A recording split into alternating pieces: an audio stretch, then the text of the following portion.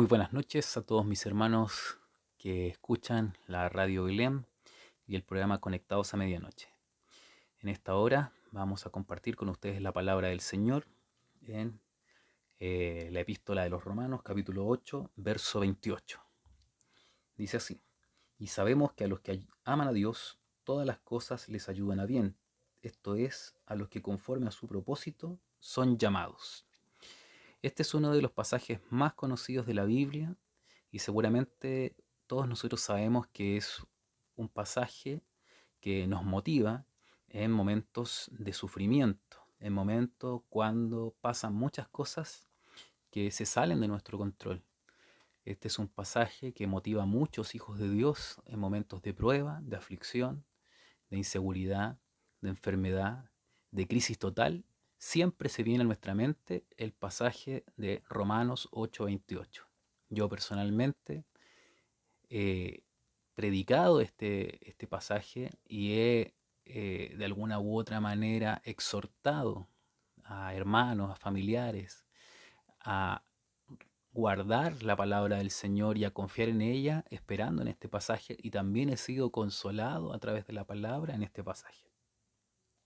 Sin embargo, este mensaje que es tan hermoso, que nos promete que Dios tomará bien todas las cosas que nos acontezcan, es decir, que si bien no estamos exentos que nos acontezca aflicción, prueba, dolor, esos, esos acontecimientos finalmente nos van a repercutir en nuestra vida para bien. Pero mi intención en esta hora no es traer un típico mensaje de motivación que te dice tú eres el mejor, eres el más fuerte, desde ahora en adelante vas a ser feliz, eres un hijo de Dios y no mereces sufrir. No, esa no es la intención.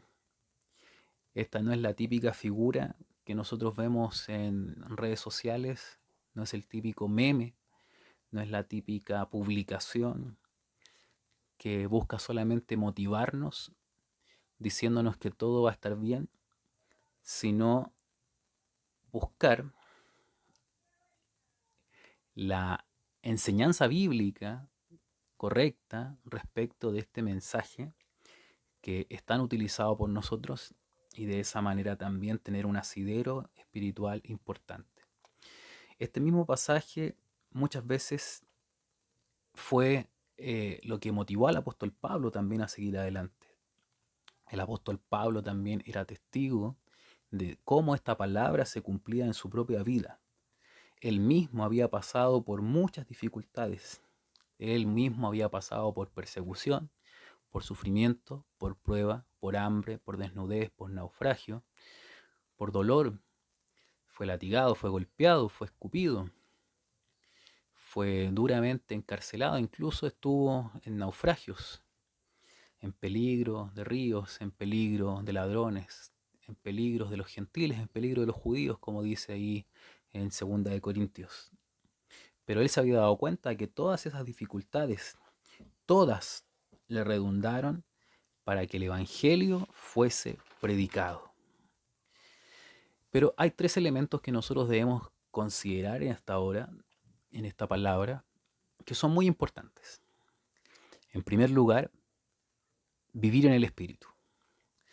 Todo este verso, el verso 8:28, no lo podemos solamente interpretar como un verso aislado. Este pasaje está dentro de un contexto mayor.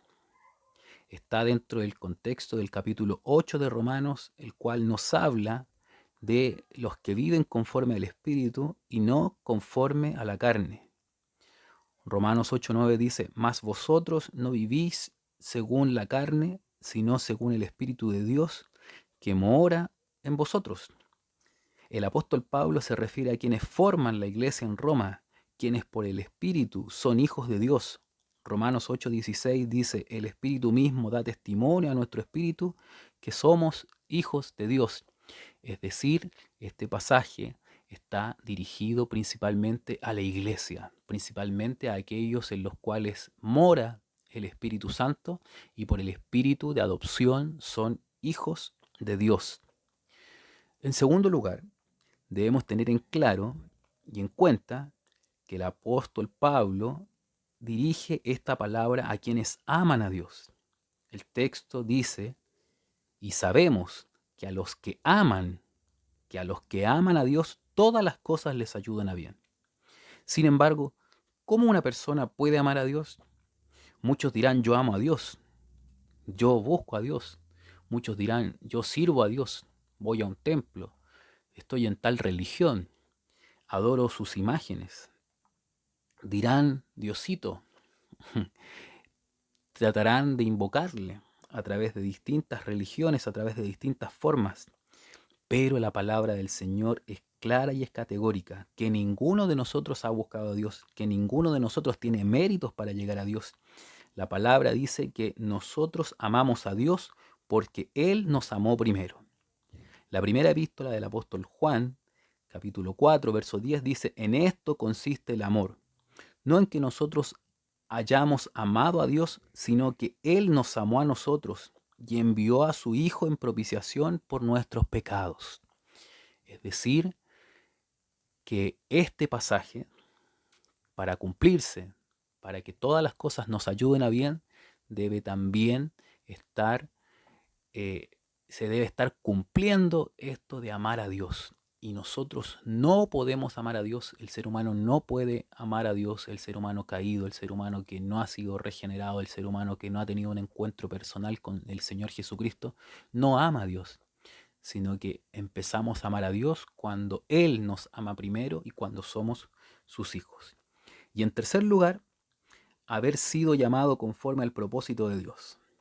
¿Pero qué es un propósito? Es un sentido que dirige nuestra vida en Dios y hacia Dios.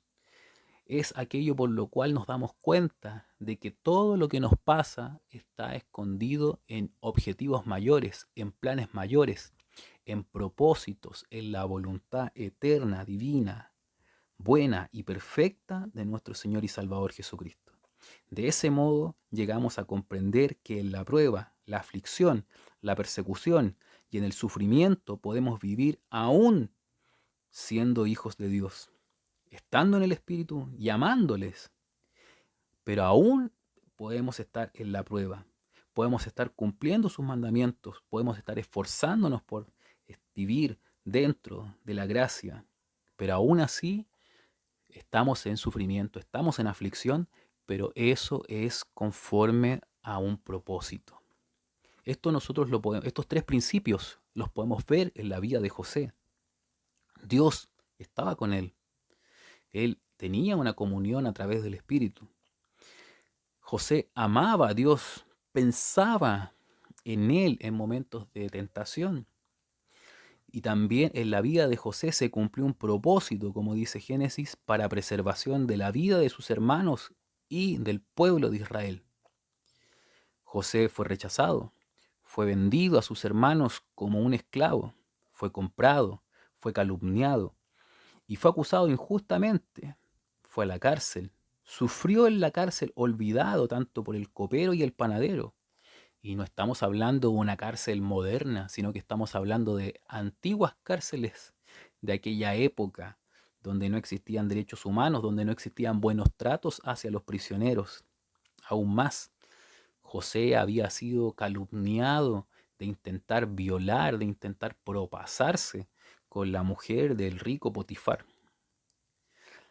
Al igual el apóstol Pablo, fue golpeado, fue azotado, fue apedreado, fue encarcelado, etc. Y aún así todo lo que pasó repercutió para bien del Evangelio. Pero la frase, todas las cosas, no incluyen los pecados. No todas las cosas redundan para bien. No todas las cosas van a ayudar a bien a todos. Los que no tienen una comunión en el Espíritu, los que no aman a Dios y los que no están en el propósito de Dios también van a tener sufrimientos, pero ese sufrimiento va a ser sin esperanza. Ese sufrimiento va a ser sin un propósito.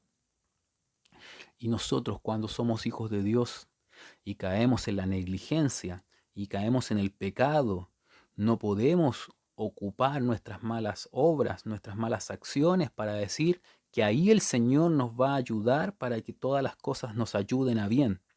Nadie puede justificar un pecado diciendo que Dios sacará algún beneficio de nuestro pecado.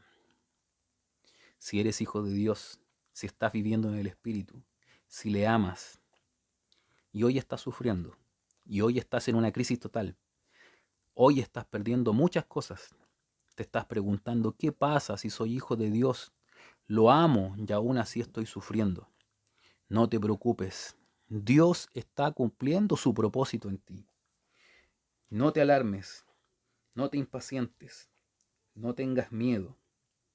El Señor te está preparando, el Señor te está forjando, el Señor te está enriqueciendo espiritualmente, el Señor está preparando tu vida para que el propósito de Dios se cumpla en ti. Te vas a dar cuenta cómo el Señor te está templando como un metal, ese metal que es metido al horno, que es metido a la forja, que es metido al fuego y es golpeado con un martillo insistentemente para que tome la forma que el herrero quiere. Y cuando ya tiene la forma, es metido al recipiente con aceite para que todas las impurezas, todos los residuos sean eliminados, toda la escoria sea quemada.